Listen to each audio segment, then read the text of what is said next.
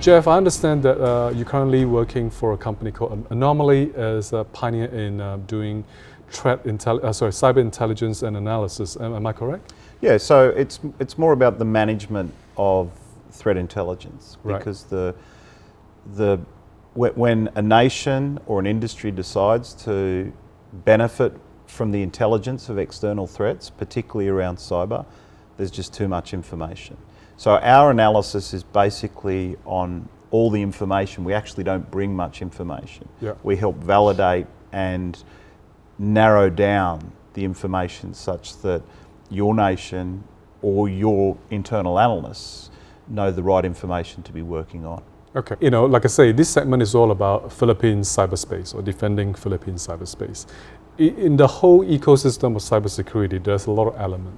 Okay, there are technical element, operational, management, and informations are go right now. Data is go.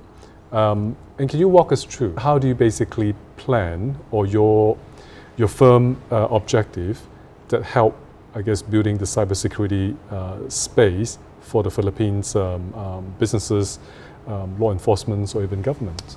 So we're an organisation on the next phase of security maturity.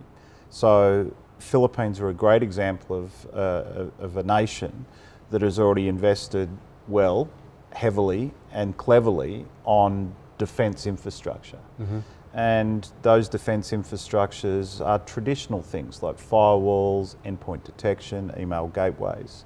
And they do two things: allow traffic or disallow bad traffic. Right.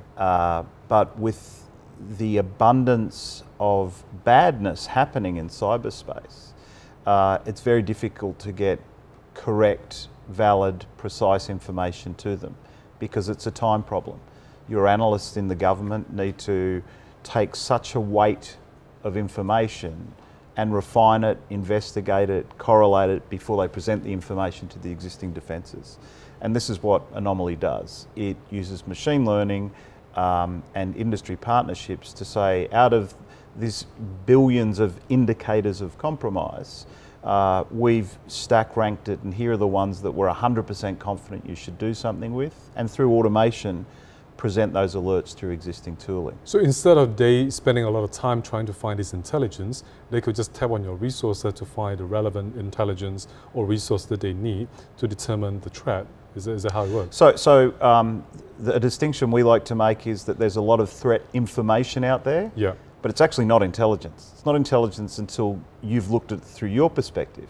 Yeah. If there's intelligence information about ATM skimming fraud in Finland, and you don't have ATMs and you don't do business in Finland, that's not intelligence. That's right. So, yeah. so through filtering, machine learning, and some education of the system by your government or by their analysts, it's easier to kind of cull out irrelevant traffic. Okay. So in direct response to your question, the information is actually gold when it becomes intelligence, and we can help fast track that. Do you see a cybersecurity professional find it challenging to determine what is the right intelligence and what is not?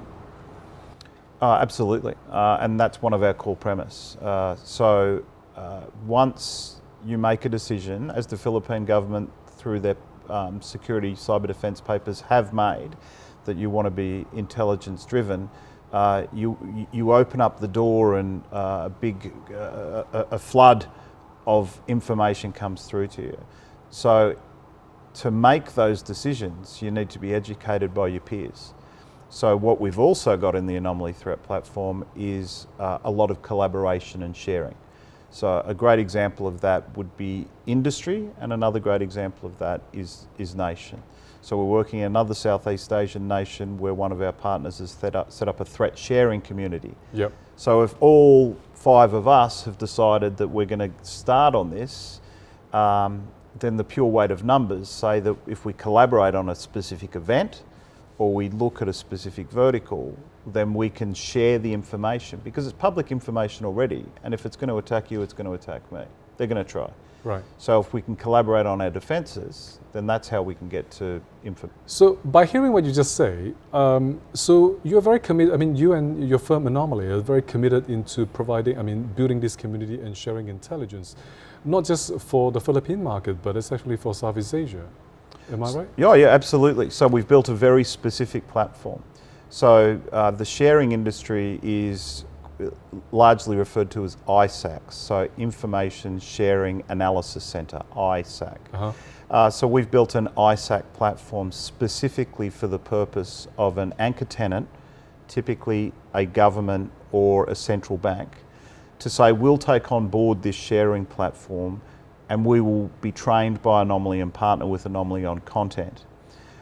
We will then allow freedom of sharing within the network. Now the network can only consume information, can't integrate it with their systems automatically, but can actually benefit from threat bulletins and data, and then export specific information as allowed by the central manager of the ISAC to then defend their department.